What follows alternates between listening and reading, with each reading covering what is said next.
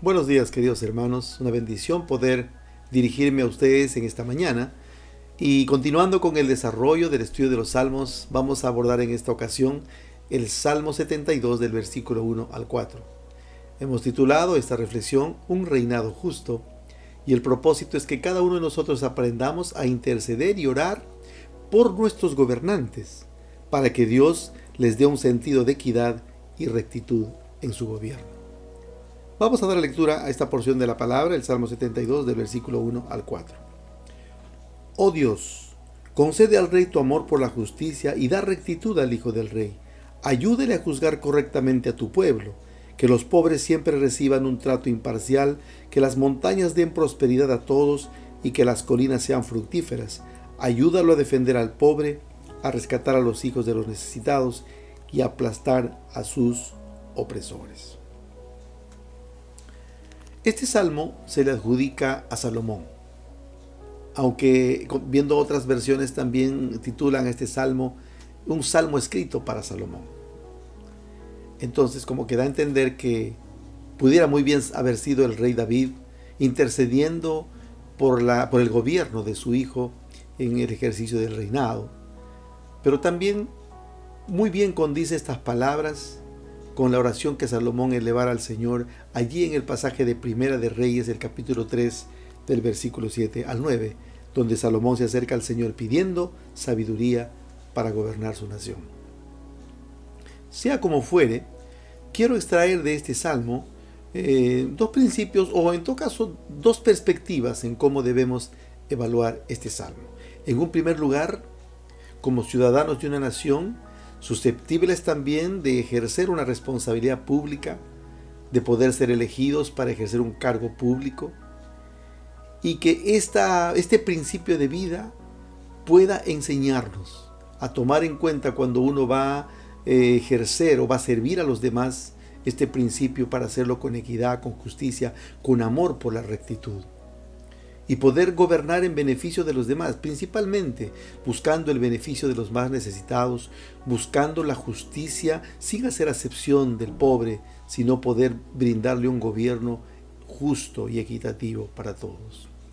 Lamentablemente, la realidad en nuestro medio, en nuestro país, no es de lo mejor. Este es un principio del cual nuestra nación en sus gobernantes y líderes adolecen. Y cuán importante es que podamos rescatar esa noble tarea del servidor público que ahora está venida a menos y que poco más es un sinónimo de convenido o de oportunista.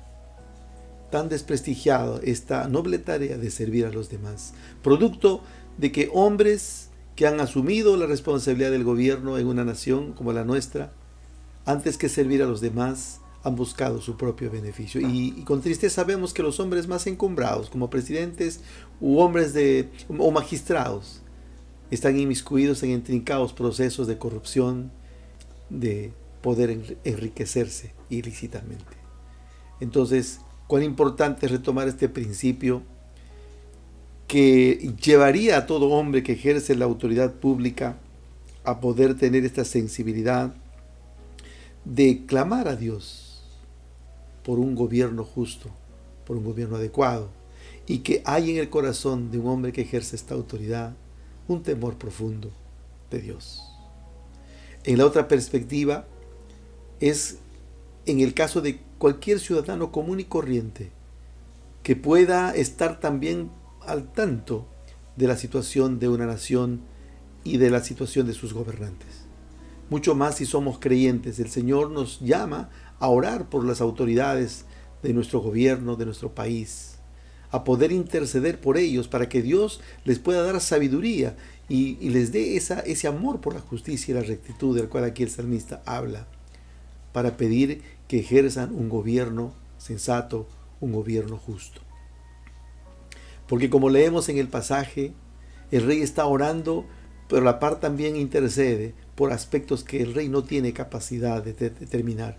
Y todo hombre que ejerce una autoridad pública en una nación es un ser limitado. Por más eminente que sea, es un ser limitado.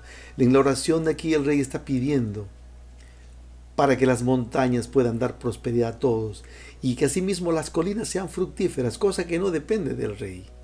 El aspecto de la naturaleza, el aspecto de la productividad de la tierra no depende del gobernante de turno, depende de la bendición de Dios. Y que si un gobernante ejerce su autoridad equitativamente en justicia, puede tener también la bendición del Señor. Ninguno de los gobernantes del mundo se apercibieron de lo que vendría en este año, esta crisis de salud y esta crisis que ha afectado de tal manera, aún perjudicando la economía. Eso no depende del rey, no depende del gobernante de turno, no depende del presidente, depende de la soberanía de Dios.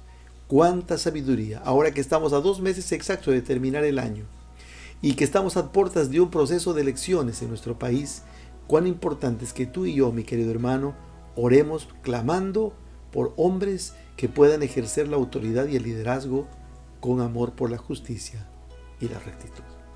Vamos a dejar con ustedes también 3 motivos de oración para estar intercediendo en este día.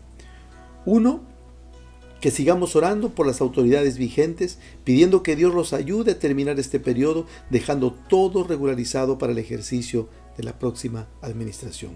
2, para que Dios levante un líder recto, amante de la justicia y temeroso de Dios para gobernar con equidad. Y 3, para que Dios nos dote a cada uno de nosotros de ese hambre de su palabra y ese don de intercesión para orar con fervor a favor de los que nos gobiernan y de los que están al frente de la administración pública. Dios bendiga tu vida esta mañana, queridos hermanos, y el Señor nos utilice como instrumentos de bendición para nuestra nación. Buenos días.